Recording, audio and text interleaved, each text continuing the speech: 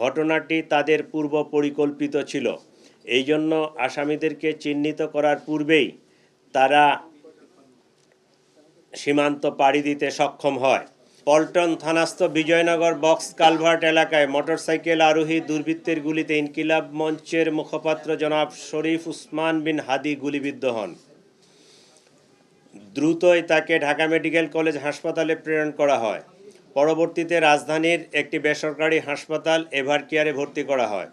পরবর্তীতে উন্নত চিকিৎসার জন্য এয়ার অ্যাম্বুলেন্স যোগে তাকে সিঙ্গাপুরের জেনারেল হাসপাতালে ভর্তি করানো হয়। সেখানে চিকিৎসাধীন অবস্থায় 18 ডিসেম্বর তিনি শাহাদাত বরণ করেন। ইন্না লিল্লাহি ওয়া ইন্না ইলাইহি রাজিউন। আমরা তার বিদেহী আত্মার মাগফিরাত কামনা করি, আল্লাহ তাকে জান্নাত নসিব করুক এবং তার পরিবারকে এই শোক সইবার মতো শক্তি ও সামর্থ্য দিক। এই ঘটনার প্রেক্ষিতে রাজধানীতে পল্টন থানায় একটি নিয়মিত মামলা রুজু হয়, যা পরবর্তীতে হত্যা মামলায় রূপ নেয়।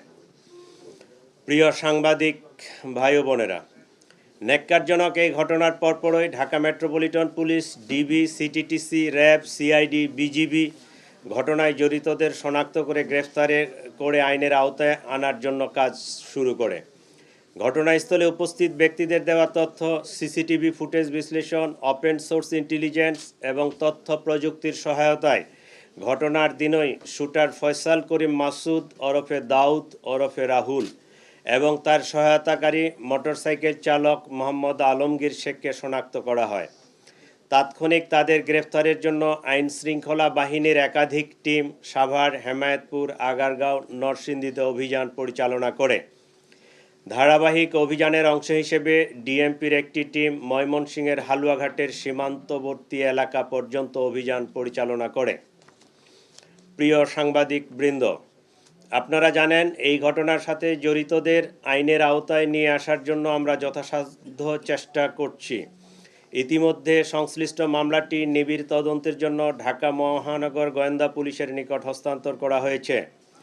তদন্তকালীন এ যাবৎ এ ঘটনা সংগঠনে পরিকল্পনায় অংশগ্রহণ, ঘটনায় ব্যবহৃত অস্ত্রগুলি লুকানোর সাথে জড়িত, ঘটনার মূল দুই হোতাকে পলায়নে সহায়তাকারী সহ মোট 11 জনকে আমরা গ্রেফতার করতে সক্ষম হয়েছি। গ্রেফতারকৃতরা হলো হুমায়ুন কবির, ফয়সালের বাবা; হাসি বেগম, ফয়সালের মা; শাহেদা পারভিন সামিয়া, ফয়সালের স্ত্রী; ওয়াহিদ আহমেদ শিপু, ফয়সালের শ্যালক; মারিয়া আক্তার লিমা, তার বান্ধবী; মোহাম্মদ কবির, নুরুজ্জামান নোমানী ওরফে উজ্জ্বল, সিবিয়ন দিও, সঞ্জয় চিসিম, মোহাম্মদ আমিনুল ইসলাম রাজু, আব্দুল মান্নান। এই 11 জনকে আমরা গ্রেফতার করেছি।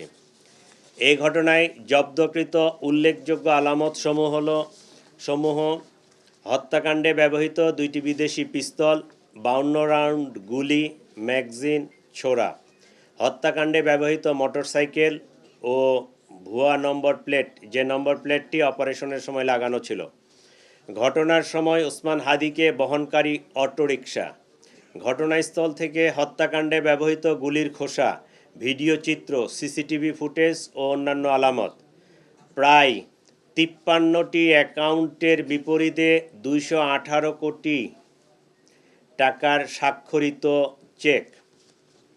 প্রিয় সাংবাদিকবৃন্দ, তদন্তে প্রাপ্ত তথ্য, বিভিন্ন গোয়েন্দা সংস্থার প্রতিবেদন, গ্রেফতারকৃতদের দেওয়া জবানবন্দি পর্যালোচনা করলে দেখা যায় ফয়সাল ও আলমগীর ঘটনার পরপরই ঢাকা হতে সিএনজি করে আমিনবাজারে যায়।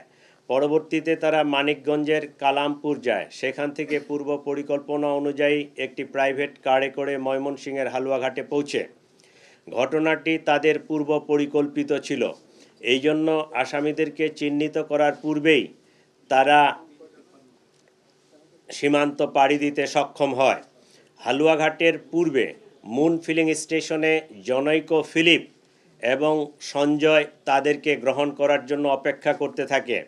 ফিলিপ তাকে সীমান্ত পার করে ভারতের মেঘালয় রাজ্যে জনৈক পুত্তির নিকট হস্তান্তর করে। পুত্তি এক ট্যাক্সি ড্রাইভার স্বামীর কাছে তাদেরকে হস্তান্তর করে। স্বামী মেঘালয় রাজ্যের তুরা নামক একটি শহর আছে, সেই শহরে তাদেরকে পৌঁছে দেয়। আমরা ইনফরমাল চ্যানেলে মেঘালয় পুলিশের সাথে যোগাযোগ করে যেটি জানতে পেরেছি, তারা ইতোমধ্যে পুত্তি ও স্বামীকে গ্রেফতার করেছে। আমরা সন্দেহ করি আসামিদ্বয় অবৈধ পথে সীমান্ত পাড়ি দিয়েছেন। এই ঘটনার সাথে বিভিন্নভাবে জড়িত থাকার কথা স্বীকার করে গ্রেপ্তারকৃতদের মধ্যে 6 জন স্বীকারোক্তিমূলক জবানবন্দি প্রদান করেছেন এবং 4 জন সাক্ষী তারাও 164 ধারায় সাক্ষ্য প্রদান করেছেন। প্রিয় সাংবাদিকবৃন্দ, চাঞ্চল্যকর এই ঘটনায় রুজুকৃত মামলাটি অত্যন্ত গুরুত্বের সাথে আমরা তদন্ত করছি। গ্রেপ্তারকৃতদের কাছে পাওয়া তথ্য, সাক্ষীদের জবানবন্দি, উদ্ধারকৃত আলামত পর্যালোচনা ও সার্বিক বিবেচনায় মামলাটির তদন্ত শেষ পর্যায়ে রয়েছে। আগামী 7 থেকে 10 দিনের মধ্যে আমরা চার্জশিট প্রদান করতে সক্ষম হব ইনশাআল্লাহ। সরকার ইতোমধ্যে দ্রুত বিচার ট্রাইব্যুনালে মামলাটি নিষ্পত্তি করার ঘোষণা দিয়েছে। সেই লক্ষ্যে আমরা কাজ করছি।